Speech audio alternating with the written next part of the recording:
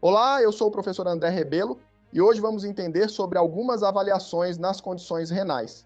Vamos lá! Hoje abordaremos um achado laboratorial extremamente frequente na rotina clínica, mas que ainda gera dúvidas na interpretação. A azotemia, ou seja, o aumento das concentrações séricas de ureia e creatinina. Entender o significado desse aumento é fundamental para a tomada de decisão diagnóstica e terapêutica. A primeira questão é compreender o papel dos dois marcadores. Embora ureia e creatinina sejam avaliadas em conjunto, a creatinina é, sem dúvida, o biomarcador mais importante quando falamos em avaliação da função renal. A ureia apresenta diversos fatores interferentes, como ingestão de proteína, sangramento digestivo e, principalmente, desidratação. A ureia é reabsorvida no túbulo renal de forma significativa, e quando há desidratação, seu valor tende a aumentar em maior escala. Já a creatinina possui variação muito menor por fatores externos. Portanto, na interpretação da azotemia, a creatinina deve ser o parâmetro central.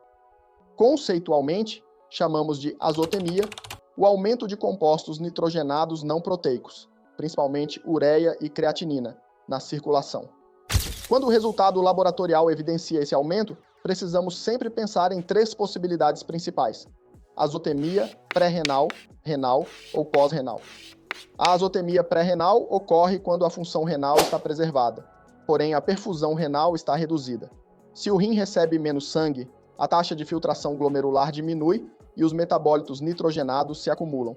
As principais situações que levam à má perfusão renal são desidratação, hipovolemia e hipotensão.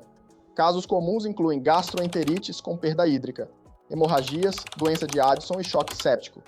O uso combinado de ECA e furosemida também pode desencadear esse mecanismo. Para identificar uma azotemia pré-renal, duas atitudes são essenciais. Primeiro, avaliar a densidade urinária. Se o organismo está desidratado, o rim responde concentrando a urina. Assim, espera-se uma urina hiperstenúrica. Entretanto, existem exceções, como no hipoadrenocorticismo e no uso de furosemida.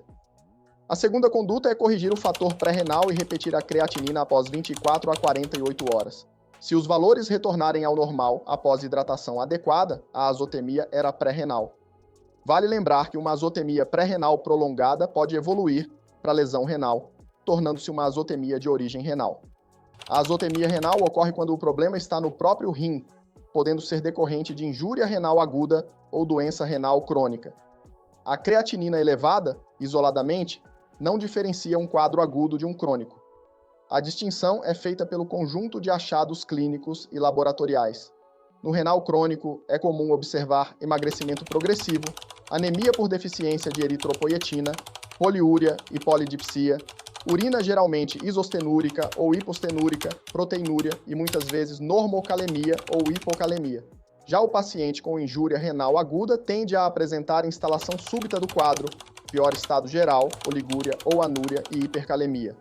O prognóstico também difere. O renal agudo pode recuperar função, o renal crônico não recupera o néfron perdido.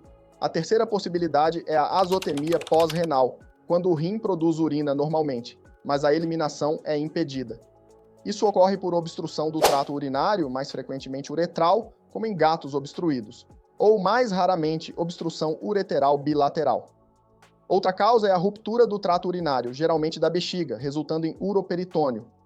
A urina extravasada no abdômen tem ureia e creatinina reabsorvidas pelo peritônio, elevando suas concentrações séricas. Nesses casos, o diagnóstico se baseia em avaliação clínica, imagem e comparação entre creatinina sérica e creatinina no líquido abdominal. É importante destacar que azotemias mistas são comuns. Um paciente pode apresentar doença renal crônica e, ao mesmo tempo, estar desidratado, somando o componente pré-renal e renal. Ao hidratar, parte da creatinina diminui, revelando o quanto da elevação era atribuída ao fator pré-renal. Fluido não regenera néfron, ele apenas corrige perfusão. Por fim, a azotemia não é o alvo do tratamento. Ela é um indicador. O manejo é direcionado à causa: corrigir perfusão na pré-renal, tratar a doença renal no quadro renal e desobstruir ou reparar o trato urinário na pós-renal. A síndrome urêmica, quando há manifestações clínicas decorrentes da retenção de metabólitos, é consequência não diagnóstico primário. Reconhecer o tipo de azotemia é o passo essencial para orientar corretamente a propedêutica, o prognóstico, e a terapêutica, evitando interpretações simplistas como ureia e creatinina altas igual insuficiência renal, que já não se sustentam do ponto de vista clínico. Espero que você tenha gostado dessa aula. Siga o canal para assistir muitas outras. Até a próxima!